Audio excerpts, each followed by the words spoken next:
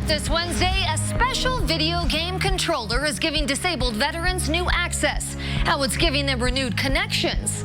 And car makers are developing sensors that would prevent drunk drivers from hitting the road.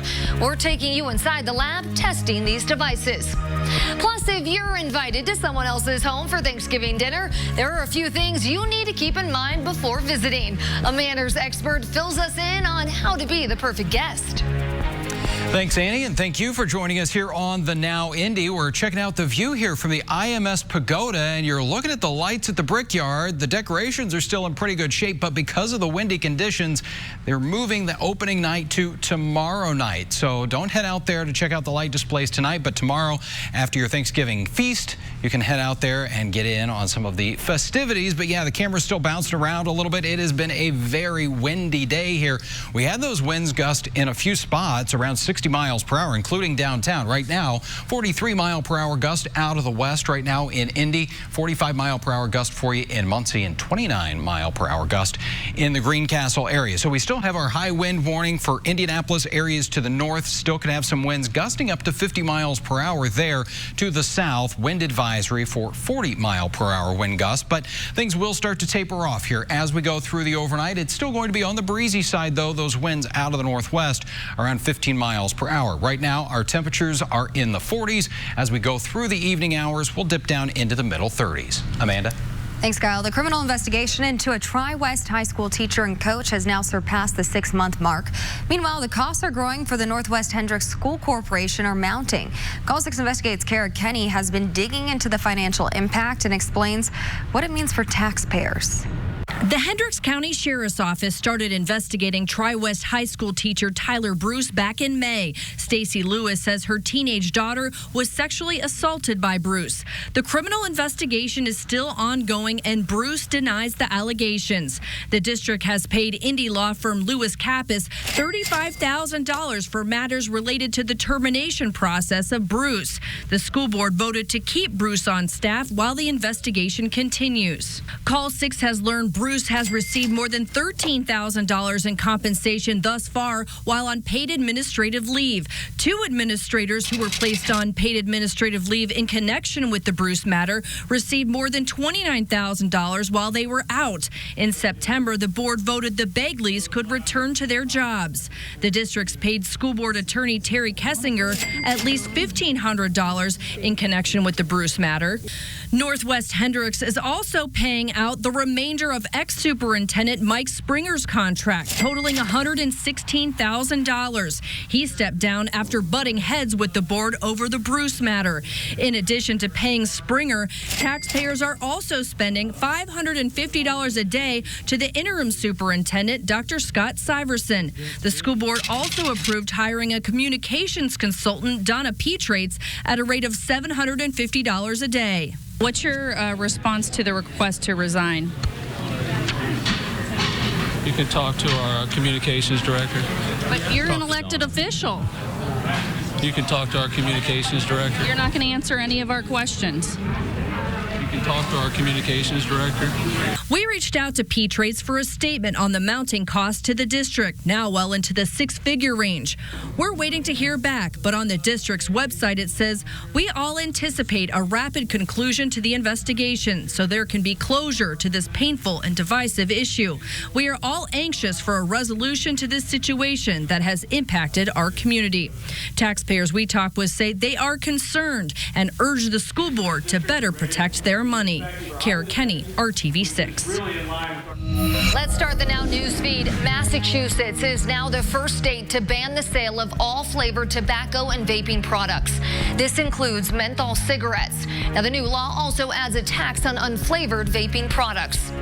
Half a dozen pharmaceutical companies are under federal criminal investigation. The Wall Street Journal reports the U.S. Attorney's Office is trying to find out more about the company's roles in the opioid crisis.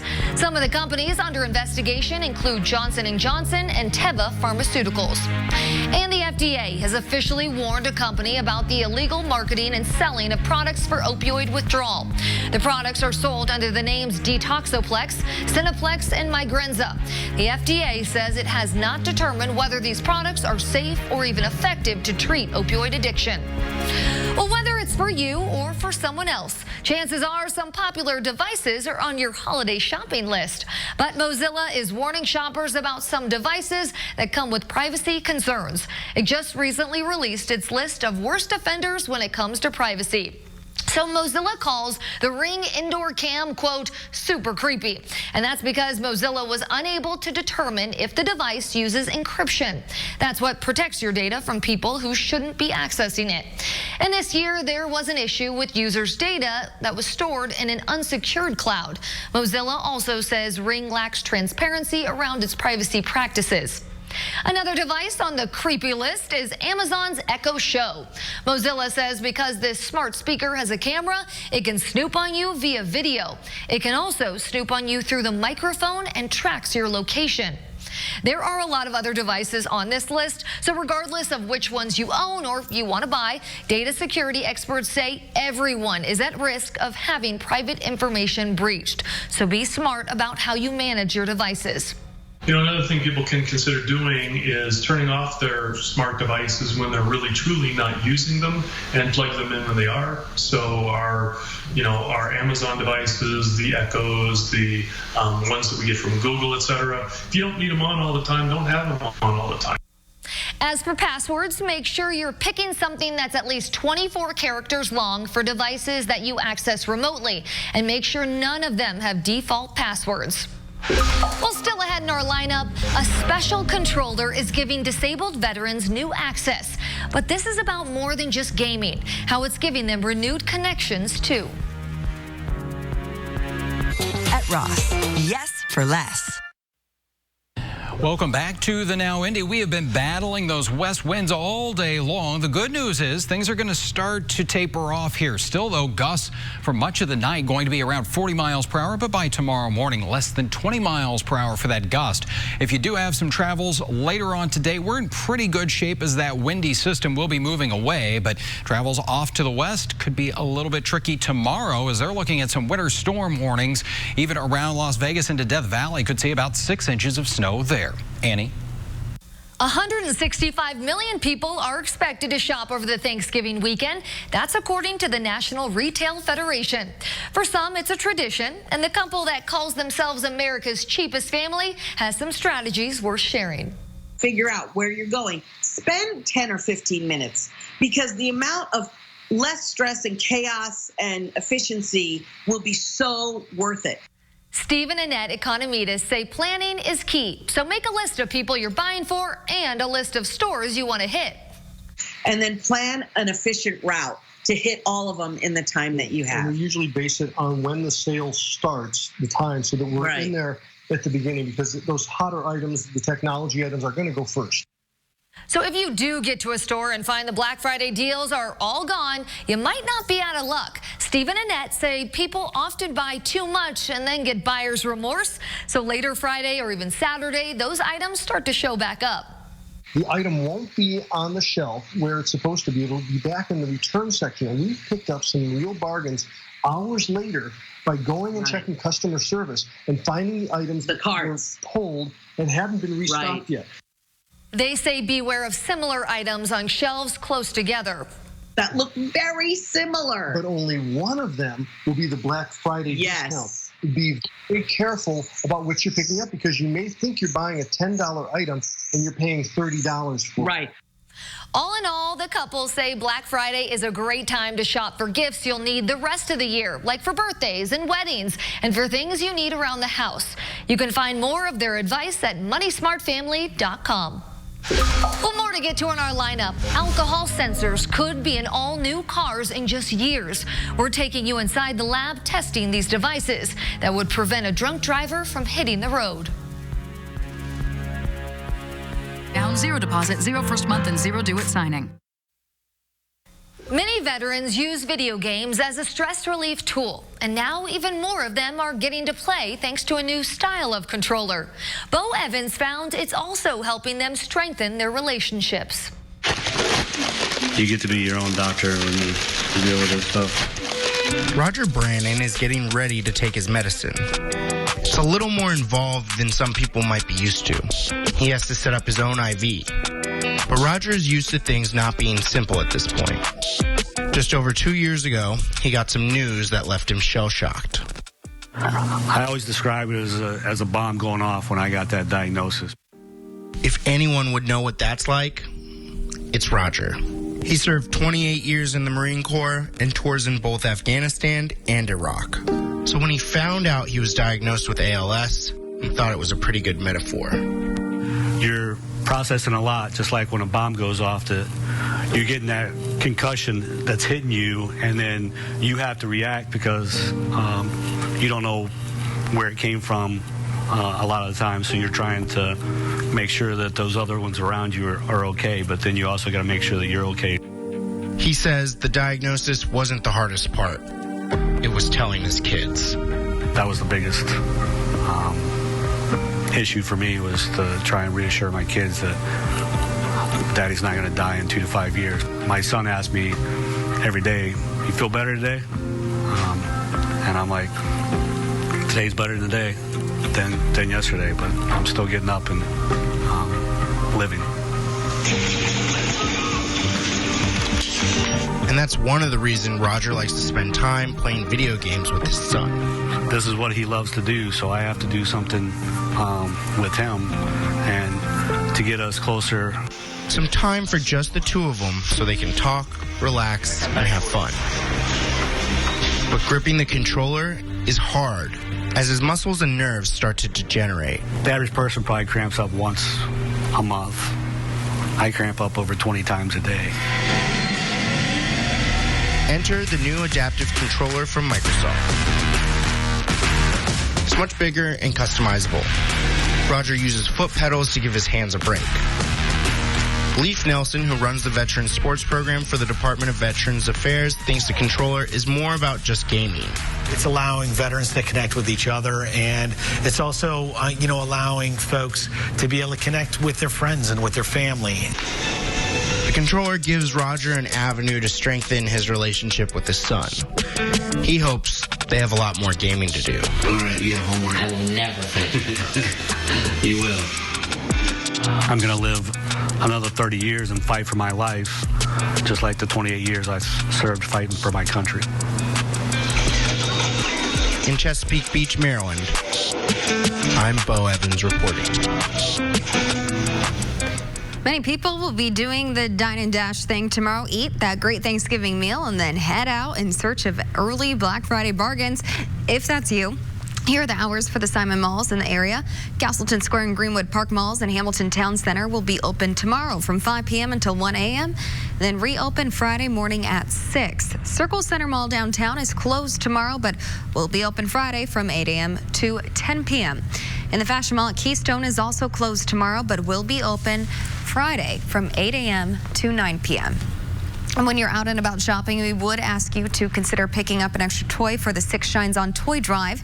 This is the 19th year we've held the toy drive to help make Christmas brighter for kids in central Indiana.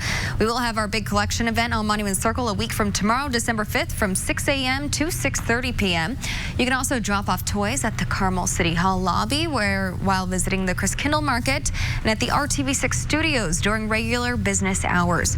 For more drop-off locations, click on the Six Shines on Toy Drive logo on the homepage at theindychannel.com. And Kyle, here's a shot of where we'll be next week collecting those toys, and we make it really easy. You don't even have to get out of the car. That's right. So no matter what the weather is. That's not an excuse to not come visit us. That's right. So Monument Circle is going to be very busy, but you look out there right now, just a couple of cars going around. Signs that, yes, we are getting in on the holiday here and your Thanksgiving. Temperature-wise, we're at 40 degrees right now in Indy, 43 in Bloomington. Temperatures aren't all that bad, but you got to couple it with this wind that's still steady out of the west, around 30 to 40 miles per hour in most spots. It's been a little bit lighter here south of I-70 today. Bloomington, west wind at 12 miles per hour. But look at what it's doing to that temperature. These are the wind chills right now. It feels like 28 in Indianapolis, 27 in Peru, and just 31 for you in Muncie. We do have the clouds, no precipitation, so there's a little silver lining for us. Tonight we'll be down to 29 degrees, and gradually the winds do start to taper off here as we go into tomorrow morning. But if you're getting ready for some turkey and some football, Thanksgiving forecast tomorrow morning. Again, temperatures starting off around 30 degrees as we get into the afternoon, 38 and 36 into the evening hours. We'll have clouds around, but a dry day and a lot less wind to go around with it. 41 in Greenwood and 39 in Lafayette. Your Friday forecast looking pretty similar here as we'll have the clouds around and temperatures making their way into the 40s. We've got a chance for rain, though, that's going to roll in here late in the day on Friday, mainly Friday evening into the overnight hours through Saturday. Could see more than an inch of rain here. We'll get temperatures back up to 50 degrees briefly. Sunday, a late wintry mix possible once again. Annie. Checking the Now news feed, a new study says younger athletes who suffer concussions are at a higher risk of suicide. Researchers at the University of Texas say of the students they spoke with, the ones who had concussions were more likely to express feelings associated with taking their own life. The FAA stresses it will have approval of each Boeing 737 MAX that is built. That affects more than 300 planes. And there had been discussion that Boeing would have say in the approval of the aircraft. Well, Boeing says it hopes to have the green light by January. Meanwhile, a company that makes aircraft parts is testing 3D printing. Moog Incorporated is hoping the process will help speed up repairs. It says it could potentially get replacement parts to airlines in just a few hours. Well, it sounds like the technology of the future. Someone who's had a little bit too much to drink tries to drive home, but their car's smart enough to know not to let them. It could become a reality for all new cars within the next few years. Maya Rodriguez takes us inside the lab testing this. On an old road in rural Massachusetts comes a new technology that could change everything about drunk driving. Right now, it's doing that in the background. By eliminating it. It's a big problem. Bud Zauk is president of KEA Technologies, a company that is currently testing alcohol sensors in cars that would prevent a drunk driver from hitting the road. It's a public-private partnership between the auto industry, all 17 automakers in the U.S., and the federal government through National Highway Traffic Safety Administration. How does it work? There are two technologies. One that measures the level of alcohol in someone's breath, similar to a breathalyzer, and another that detects alcohol through a touch of fingertips. The technology would allow you to start a vehicle, but if alcohol is detected, that vehicle would not move at all. Outside of the lab, Hypothetically, the breath is accepted. We'll see the green light in the top right corner. The real-world testing involves using passengers with varying levels of intoxication. It's more complicated than just getting someone drunk on vodka. A lot of science actually goes behind that. So we have something that we call a drink master. We can calculate in milliliters how much alcohol to give them. Every time I got into my car after the crash, I would replay it in my head. Kristen Davis is with Mothers Against Drunk Driving. A few days before Christmas in 2016, a drunk driver blew through a red light at 55 miles per hour, hitting Kristen's car. She was 7 months pregnant at the time. I had to be cut out, and I didn't know whether or not my baby had survived. Her baby did survive, but Kristen hopes the alcohol sensors can help others avoid the ordeal she went through. I hope to see it one day as standard as seatbelts and airbags and backup cameras. And that day might be sooner than you think. A bipartisan bill that's making its way through Congress could make alcohol sensors standard in all new vehicles, possibly within the next 4 years. This technology can't be optional. It needs to be in everybody's car for it to be effective. Back in Massachusetts, the testing to make the alcohol sensors road ready keeps going in the effort to save the more than 10,000 people killed each year by drunk drivers. We need to make sure that this doesn't happen on our roads and make sure that we're able to save these lives. And make the roads safer for everyone. In Marlborough, Massachusetts, I'm Maya Rodriguez reporting. Maya, thank you. Well, we also learned the first cars to see these alcohol sensors installed will likely be government fleet vehicles used by local, state, and federal agencies. Now, it's not clear yet how much each sensor would cost. Well, finally, in our lineup, if you're invited to someone else's home for Thanksgiving dinner, there are a few things you need to keep in mind before visiting. A manners expert fills us in on how to be the perfect guest.